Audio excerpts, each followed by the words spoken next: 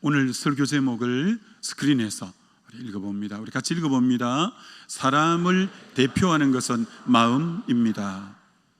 오늘 본문 말씀은 모든 지킬 만한 것 중에 너 마음을 지키라, 이렇게 말씀하고 있습니다.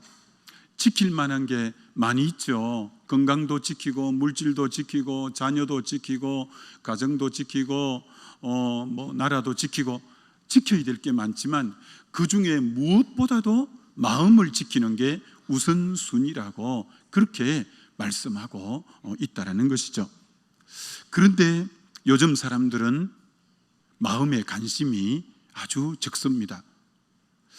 도리어 마음보다는 몸을 지키는데 아주 역점을 기울이고 있는 것이 현대인의 특징입니다.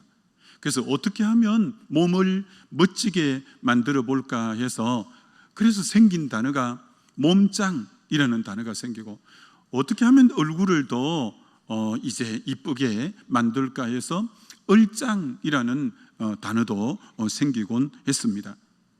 아니, 몸의 건강을 위해서 그렇게 한다는 것은 뭐라고 하겠습니까? 근데 그거보다는 더 과하게 너무 보이는 몸의 영역, 그래서 TV나 유튜브에도 이 몸짱을 만들고 얼짱을 만드는 그런 프로그램이 얼마나 많은지 모르겠습니다. 여러분, 왜 그렇게 몸에 대한 신경을 많이 쓸까요? 건강 때문에요? 아닙니다. 건강을 넘어서 왜 몸과 얼굴에 관심이 많냐면 이 영역은 사람들 앞에 보이는 영역이기 때문에 그렇습니다. 남들이 나를 어떻게 볼까? 남들에게 더 잘 보이기 위함이죠. 그런데 오늘 이렇게 강조한 마음에는 왜 무관심할까요? 마음은 보이는 영역이 아니기 때문에 그렇습니다. 마음은 안 보이니까 사람들이 귀중한 줄 모르고 넘어가는 분들이 너무너무 많은데, 근데 오늘 성경 말씀은 정말 모든 지킬 만한 것 중에 마음을 지키라, 생명의 근원이 이에서 나온다, 이렇게 말씀하고 있습니다. 여러분, 성경에 얼마나 인물들이 많이 나옵니까? 근데 하나님이 그 인물 한 분 한 분 하나님이 때로는 자랑하실 때가 있어요. 그럼 여러분, 그 인물의 어떤 부분을 자랑할까요? 예를 들어 욥 같은 경우 하나님이 아주 극찬을 하는데요, 욥이 동방에서 제일 부자라는 그 부분을 자랑할까요? 욥에게는 종이 너무 많았는데 그 직원이 많은 그 부분을 자랑할까요? 욥에게는 자녀가 10명인데 그 부분을 자랑할까요? 아니요. 하나님이 욥에게 자랑하는 것은 욥의 마음을 자랑해요. 욥의 마음이 너무 순전하다. 욥의 마음이 너무 정직한 마음이다. 욥의 마음이 하나님을 경외하는 마음을 가졌다. 욥의 마음이 악에서 떠나서 하나님을 사랑하는 마음을 가졌다. 하나님이 욥에게 집중해서 보시는 것은 그가 사실 동방의 제일 부자고, 그럼에도 거기에 조금 더 관심 갖고 말하지 않습니다. 우리 하나님은 그의 마음이 어떠하냐, 하나님이 보시는, 집중적으로 보시는 영역은 마음이라고 하는 거죠. 그게 바로 사무엘상 16장 7절에서 나 여호와는 사람의 외모를 보지 않고 중심, 마음을 보신다고 이렇게 말씀하신 것하고 어떤 의미로 일치하죠. 여러분, 하나님께서 우리에게 정말 저와 여러분에게 원하시는 것이 있는데, 그 원하시는 게 뭐냐면, 하나님이 저와 여러분에게 물질을 원할까요? 은과 금이 하나님의 것이고 천하 만물을 하나님이 만드셔서 우리에게 위탁하고 청지기로 맡겨놓으셨는데, 필요하면 하나님의 것이니까 가져가시면 되는데 그걸 원하지 않습니다. 여러분, 우리가 소유하고 있는 것 중에 하나님이 마음대로 할 수 없는 것이 하나가 있는데 뭔지 아십니까? 여러분, 우리 하나님은 인격적이시기 때문에 우리 마음을 강제적으로 빼앗아서 하나님을 향하도록은 하나님은 하실 수 없습니다. 계시록 3장 20절 볼지어다 내가 문 밖에 서서 두드리노니 누구든지 마음의 문을 열면 내가 그에게로 들어가 그로 더불어 먹고 그는 나로 더불어 먹으리라 할 때도 주님은 인격적으로 전도자나 여러 가지 방법을 통해 그 사람 마음을 노크할 뿐이지 그 사람이 마음을 열지 않으면 주님이 부수고 들어가시지는 결코 않습니다. 그가 마음을 열고 주님에게 마음을 내어주지 않고는 주님은 그 마음을 얻을 수가 없습니다.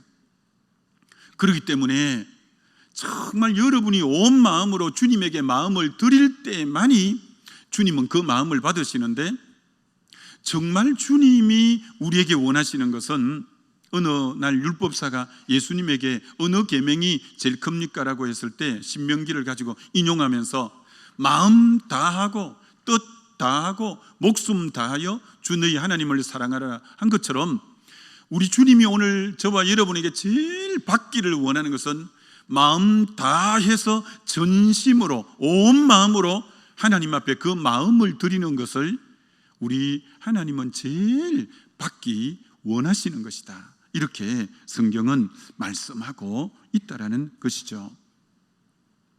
여러분, 성경의 많은 인물들, 믿음의 조상 아브라함의 외모에 대해서, 그의 모습에 대해서 기록한 부분이 있나요? 없잖아요. 근데 아브라함의 마음씀이 어떠한가를 기록해 놓고 있어요. 다윗의 마음이 어떠한가를 기록하고 있어요. 사도 바울의 마음이 어떠한가를 기록하고 있어요. 하나님이 한 사람 한 사람을 주목해 보시는 영역은 마음인 것을 우리는 알 수 있습니다. 사람을 대표하는 것은 마음이지 다른 그 어떤 무엇이 아닙니다. 하나님은 사람에게 제일 귀하게 보는 영역이 마음이라고 말씀하고 있다라는 것입니다. 저 사람이 어떤 사람인가? 저 사람 어떤 사람이지? 그 말은 그 사람 마음이 어떠한가? 라는 말과 동격입니다. 저 사람 어떤 사람이지? 저 사람 마음이 어떠하지? 쉽게 말해서 그 사람 마음이 어떠한가가 곧 그 사람이죠. 그 사람 마음이 어떠한가가 곧 그 사람을 나타낸다. 이렇게 말할 수 있습니다. 사람의 마음에 무엇이 들어있는가에 따라 우리는 그 사람을 불러줍니다. 그 사람 마음에 청결함이 많이 들어있으면 사람들은 그 사람을 일컬어 청결한 사람이라고 불러주고 있어요. 그 사람 마음에 정직함이 많이 들어있으면 사람들은 그 사람을 보고 정직한 사람이라 불러줘요. 그 사람 마음에 기쁨과 즐거움이 가득 들어있으면 참 저분은 기뻐하는 분이라고 우리가 불러주고 있어요. 그 사람 안에 좋은 것이 많이 들어있을 때 우린 저 사람은 좋은 사람이라고 불러주고 있다는 거죠. 마음에 무엇이 들어가 있는가가 그 사람을 호칭하는 이름과 같다라고 할 때 진짜 그 사람은 곧 그 사람 마음이 곧 그 사람이다, 이렇게 말할 수 있는 거죠. 여러분, 예전에는 참 우리나라가 가난했지 않습니까? 근데 그때는 마음들이 살아있었어요. 이웃 간에 정이 오고 가고 참 정겨움이 많았죠. 가족들 간에 참 형편들은 어려웠지만 형제 자매 간에 이렇게 정이 오가고 부모 자녀 간에 이렇게 참 우위가 있고 정이 있는 그 참 가정이었거든요. 오늘 현대사회의 특징이 뭐예요? 그렇게 편리하고 그렇게 물질적으로 번성한데 마음들이 바싹 말랐어요. 형제 간의 우위도 찾기가 힘들어요.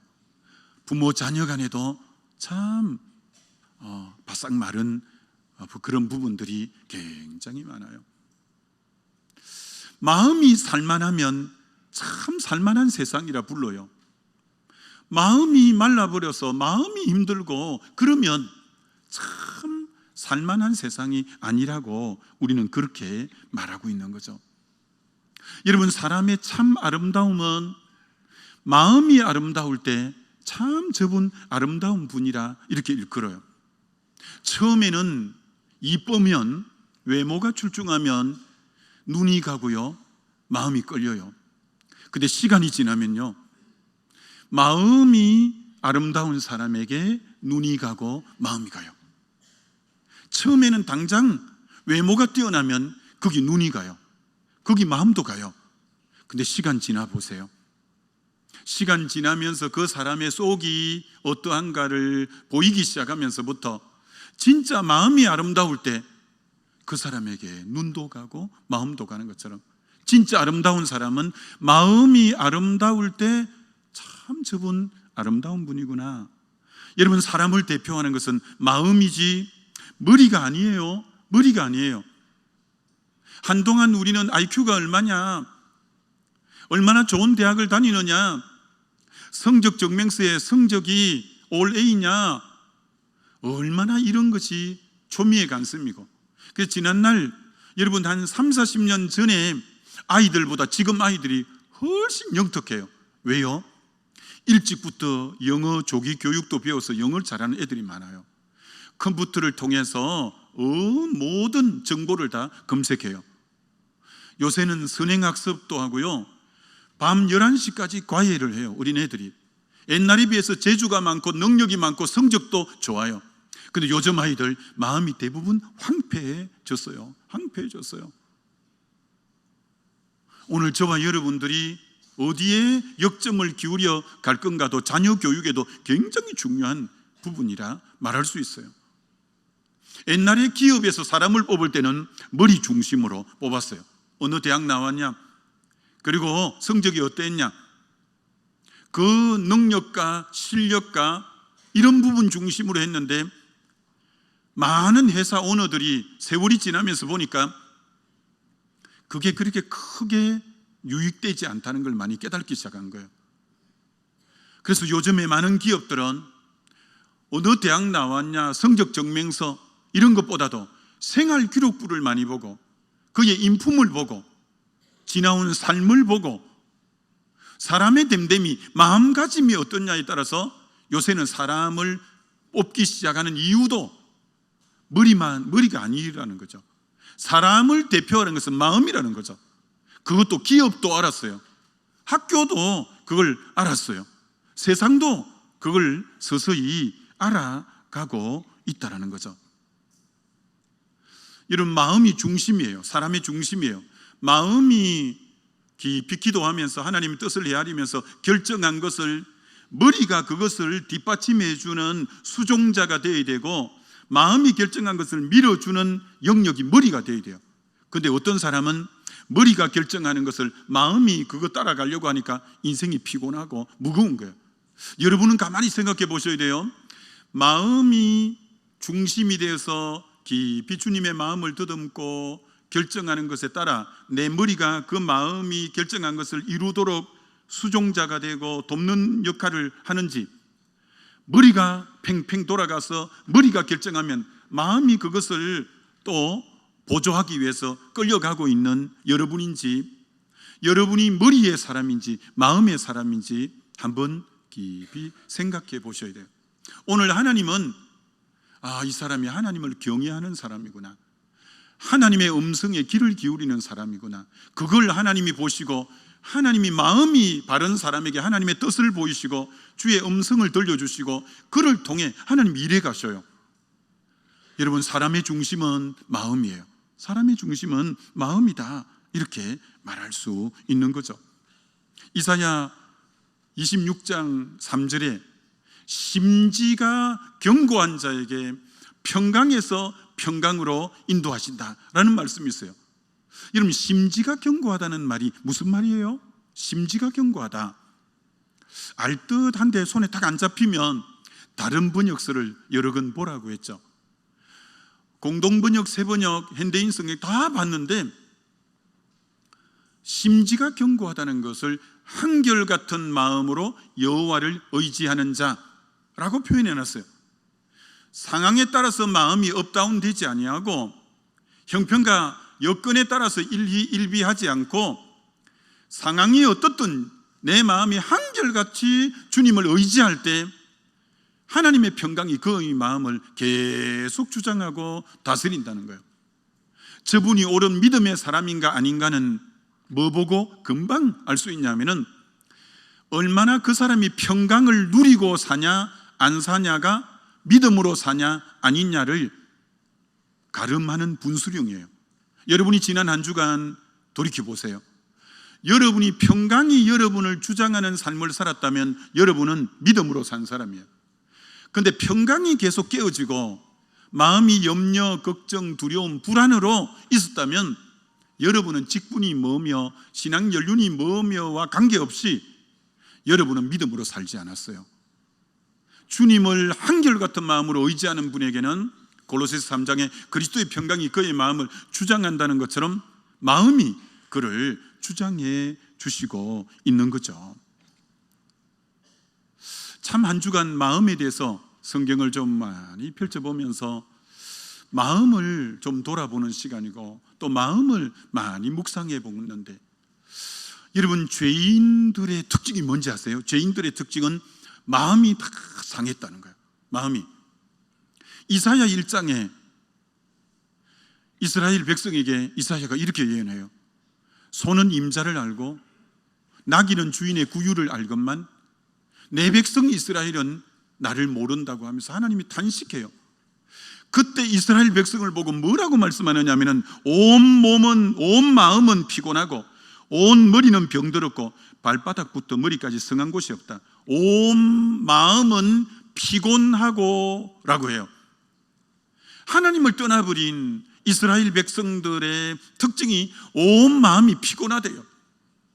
오늘 여기 계신 여러분 중에 마음이 그렇게 온 마음이 피곤한 분이 있다면 하나님과 관계가 여러분 건강하지 못해요. 여러분이 하나님과 건강한 관계일 때는 첫 번째가 마음의 평강이 온다니까요. 그게 로마서 8장에 영의 생각은 생명과 평강이라고 했잖아요. 그런 것처럼 온 마음이 피곤할 때는 죄인들의 특징이 온 마음이 피곤하다고 한 거예요. 창세기 6장을 읽는데 노아 홍수 때 죄가 너무 간영해서 하나님 물로 다 썰어버릴 때, 그때 하나님이 다 썰어버리는 심판 때에 사람들의 마음을 어떻게 창세기 6장에 기록하고 있냐면 이렇게 기록하고 있어요. 그의 마음으로 생각하는 모든 계획이 항상 악할 뿐임을 보시고, 그의 마음으로 생각하는 것이 항상 계획하는 게 악하다는 거예요. 마음이 항상 계획하고 생각하는 게 악하다는 거예요. 그게 하나님이 이들은 도저히 안 되겠다, 심판해야 되겠다 라고 할 때 그 기준이 마음이 항상 악한 것을 계획하고 생각한다는 거예요. 예수님도 이 땅에 오셔서 이 백성들이 입술로는 나를 존경하나 마음이 내게서 멀도다. 주님이 죄인들을 계속 나타날 때는 마음의 문제를 지적하는 거예요.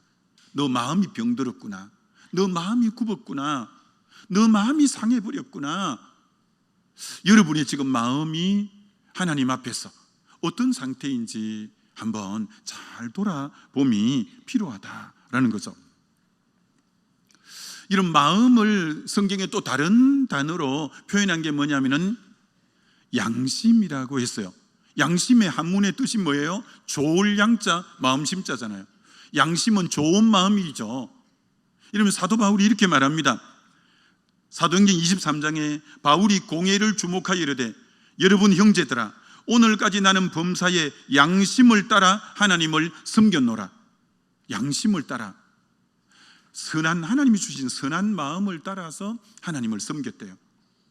여러분, 선한 마음과 하나님을 섬기는 것하고는 직결되어 있어요. 선한 마음을 따라 내가 하나님을 섬겼다. 그리고 사도행전 24장에는 이렇게 말합니다. 나도 하나님과 사람에 대하여 항상 양심에 끄리낌이 없기를 힘쓰나이다. 하나님과 사람 앞에 양심에 끄리낌이 없으려고 그렇게 힘써갔던, 내 선한 마음에 끄리낌이 없으려고 힘써갔던 자의 삶이 바울의 삶이었대요. 바울은 회개할 제목이 뭐라고 했냐면은, 여러분, 회개할 제목은 양심이 끄리끼는데도 행해버리는 것은 회개할 거리입니다. 양심이 끄리끼는 건데도, 양심이 끄리끼는데도 그걸 고만 말이나 행동을 해버리는 것은 그건 범죄죠. 바울은 어떻게 하든지 양심에 끄리끼는 것을 안 하려고 그렇게 힘을 써 갔다고 하는 거죠.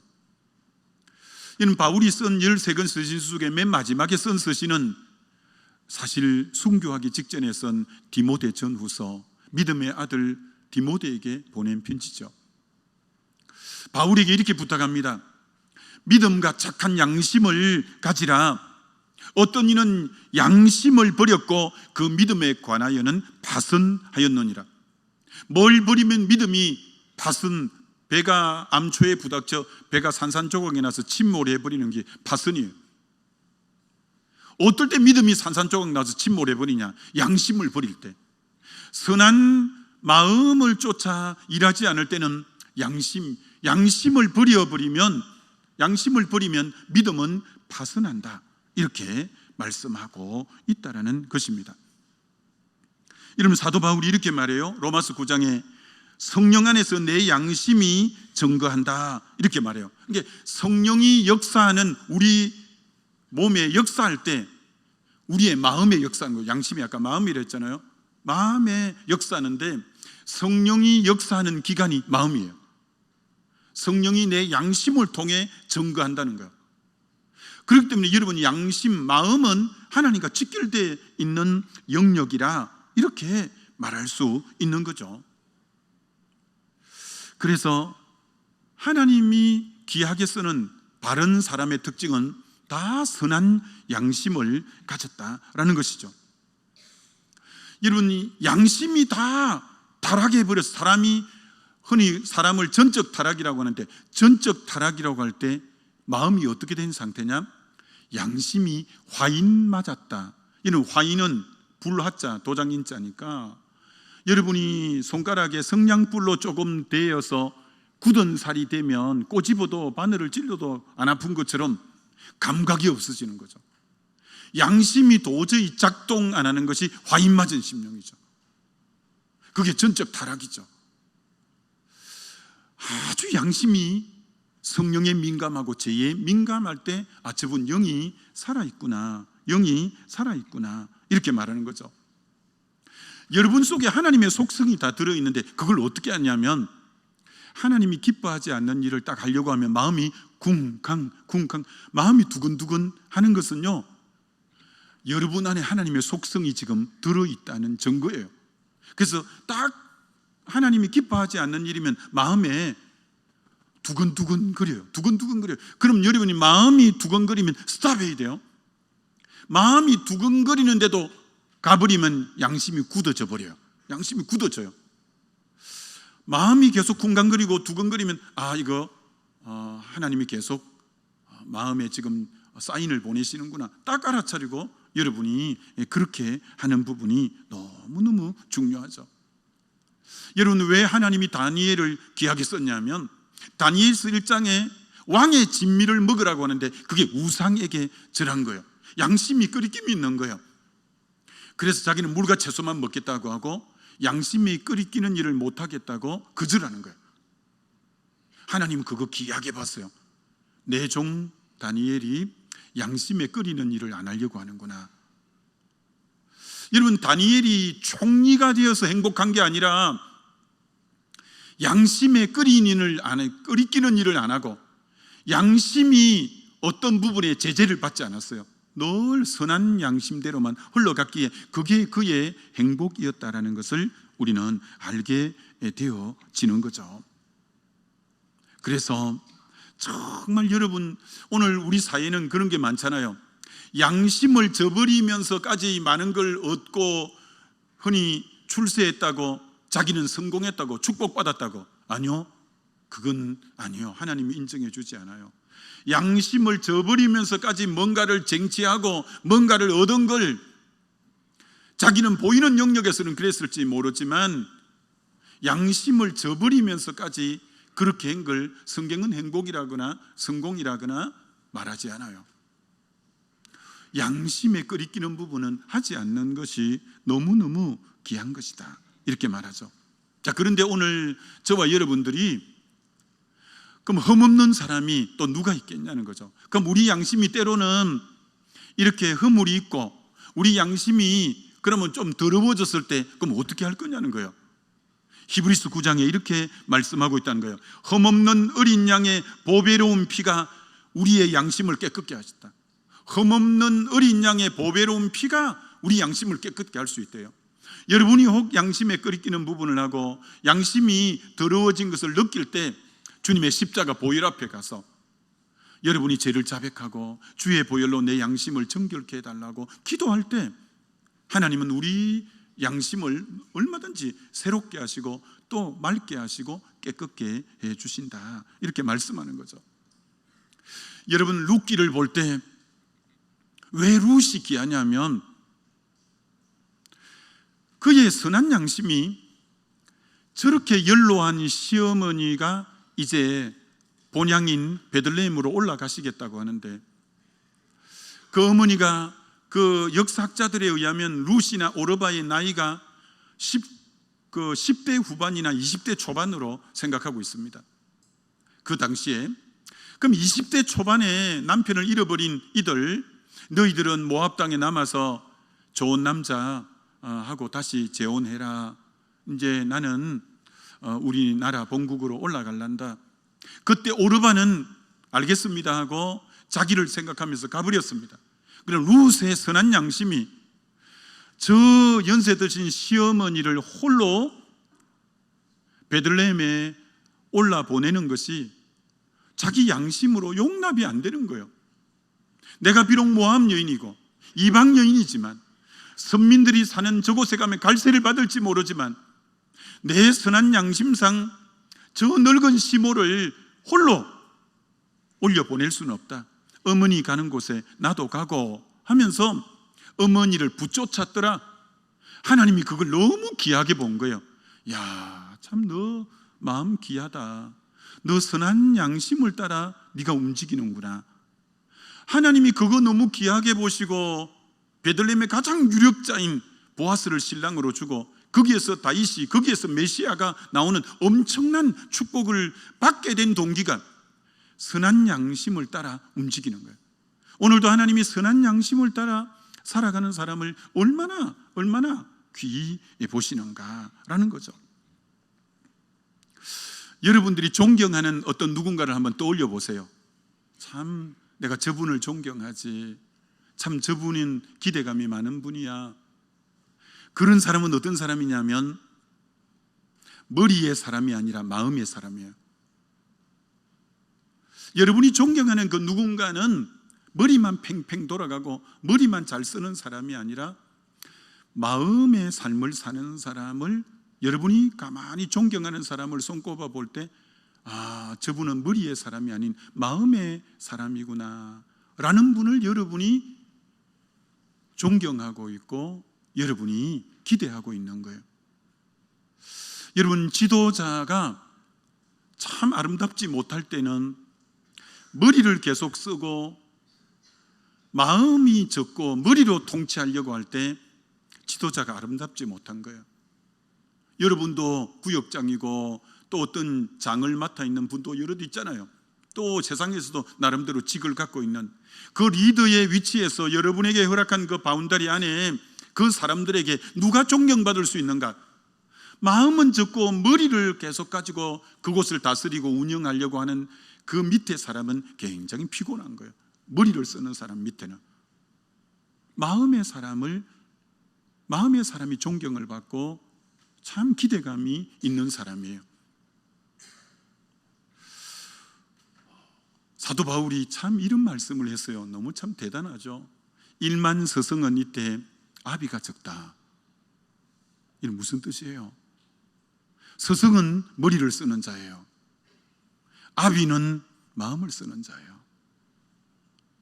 일만서성, 머리로 지식을 전달하고 머리로 가르치는 그런 리더는 많다는 거예요.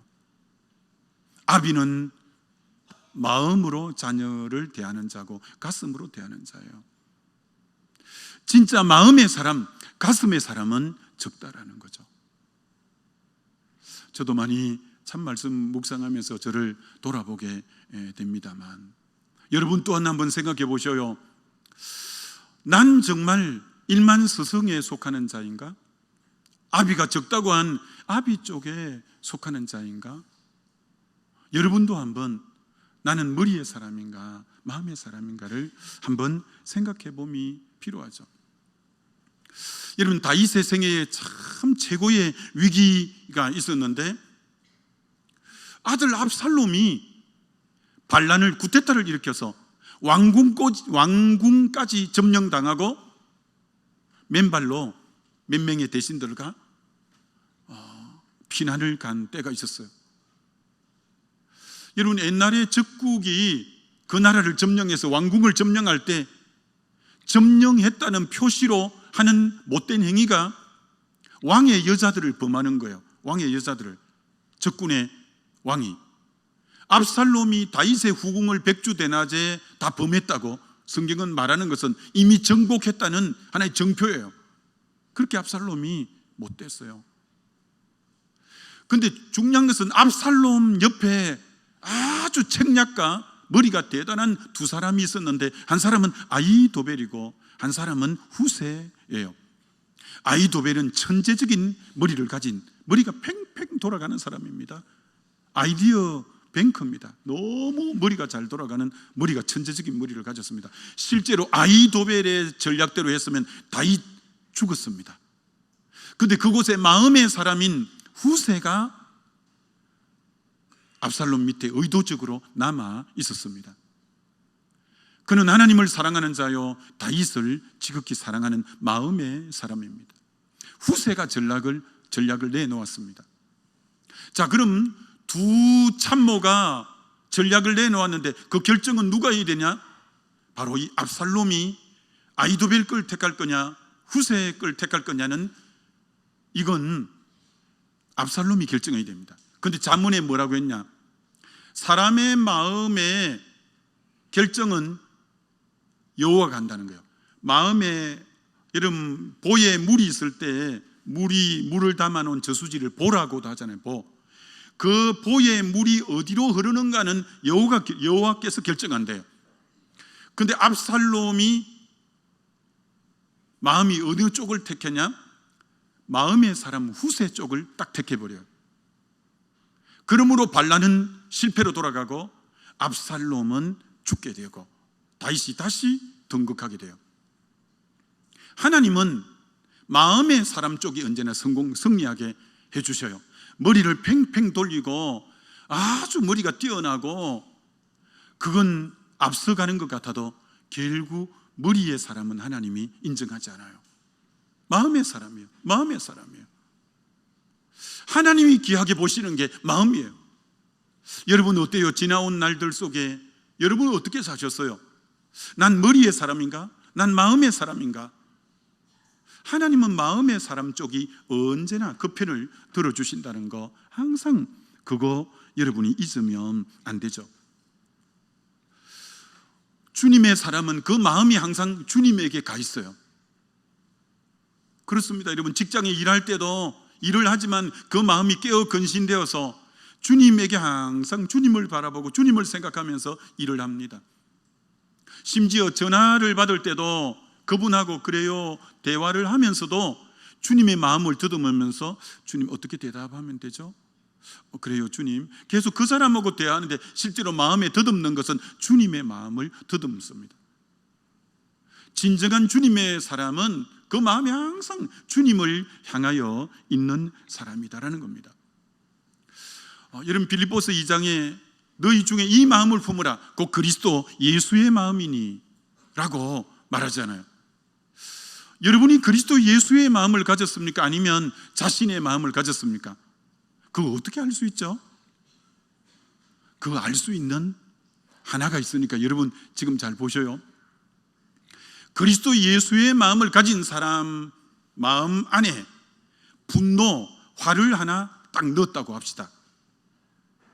마음에 분노, 아주 하나는 어떤 것을 하나 넣으면 그리스도 예수의 마음을 가진 사람은 자기 속에 지금 분노가 일으키는, 화를 일으키는 어떤 것이 하나 들어왔어요. 그건 그리스도 예수의 마음을 가진 사람은 주의 십자가를 바라봅니다. 주님을 바라볼 때 죄 없는 주님이 그렇게 모욕과 수치와 부끄러움을 당하고 심지어 죽임까지 당하고 부활하신 주님을 바라볼 때 주님, 이 자체로 생각하면 분노가 있을지 모르지만 주님 생각하니까 주님은 죄가 없어도 그런데 우리는 허물도 많고 죄도 많고 부족한 사람인데 주님 바라보니 이거 아무것도 아닙니다.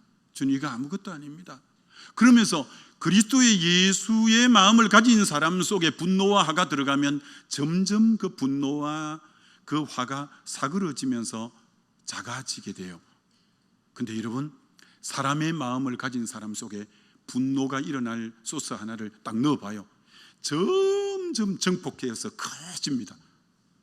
여러분이 그리스도 예수의 마음을 가졌는가 아니면 내 마음을 가졌는가는 빨리 알아볼 수 있는 비결이 어떤 분노가 일어날 뭔가가 하나 딱 들어왔을 때 주의 십자가를 바라보면서 주님이 당한 것에 비하면 난 아무것도 아니에요. 주님이 모욕당하고 수치당한 것에 비하면 난 아무것도 아니에요. 주님 십자가 지고 따라오라 했잖아요. 그러면서 그만 그거에 상세가 쑥 되고 마음이 안정이 오고 평강이 오고 이렇게 되는 거예요. 여러분이 가정에서, 때로는 직장에서, 교회에서, 어디에서든 그리스도 예수의 마음을 가진 자인가 아닌가 잘 살펴봄이 참 필요하다라고 할 수 있죠.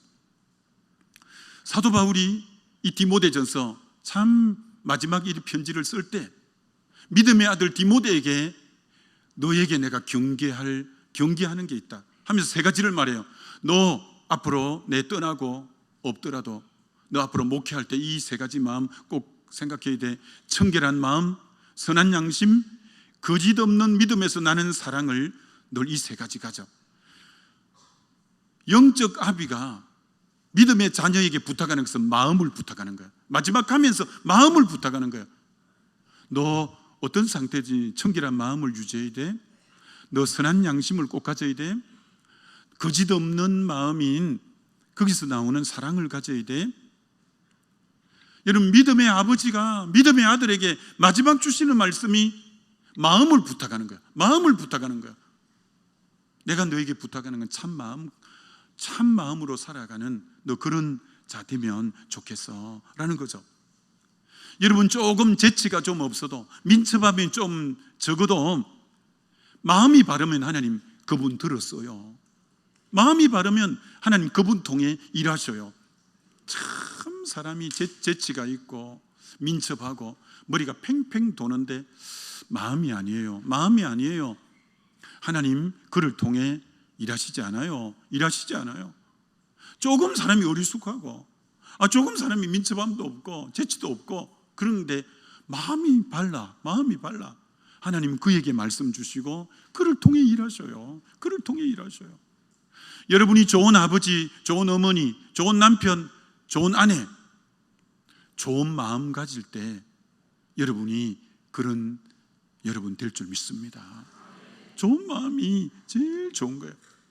그래서 무릇 지킬 만한 것보다 너 마음을 지키라. 이 지키라를 원문으로 다시 한번 마음을 지키라는 걸 찾아봤더니 어떻게 쓰는 단어냐면은 적국의 침략에 대항하여 목숨을 걸고 군사들이 칼을 들고 지키듯이 그렇게 마음을 지키라는 뜻이다. 마음을 지키려면 적국이 딱 쳐들어오는데 내가 목숨을 걸고 칼을 들고 나가 성을 지키려고 하는 그런 자세로 마음을 지켜야 마음이 지켜진다는 거예요. 여러분, 솔로몬이 처음 왕이 됐을 때 1000번제를 드리고 전무후무한 지혜를 받은 너무나 귀한 왕인데 늙음하게 가서 마음을 못 지켰어요. 왜 못 지켰다고 말씀하느냐 하면 열왕기상 11장 4절에 솔로몬이 나이가 많을 때 그 여인들이, 아내가 많았어요. 그 여인들이 그의 마음을 돌려 다른 신을 따르게 하였으므로 무릇 지킬 만한 것보다 마음을 지켜야 되는데 솔로몬이 부귀영화도다 이제 나라를 부국강병하게 만들었지만 진짜 뭘 못 지켰냐? 마음을 못 지켜버렸어요. 마음을 못 지키니까 그 아들 르호보암 때 가서 나라가 나누어져 버리고 그렇게 황금이 많았는데 애굽 왕 시삭이 들어와서 금방패를 다 빼앗아가 버리고 여러분 마음 못 지키면 자녀 때에 가서 여러분 때 고생해 놓은 거 다 빼앗겨 버려요. 그거 여러분 금방 없어집니다. 근데 마음 지키면 나머지 것도 하나님이 지켜주실 줄 믿습니다. 여러분이 진짜 지켜야 될 게 마음을 지키는 거예요.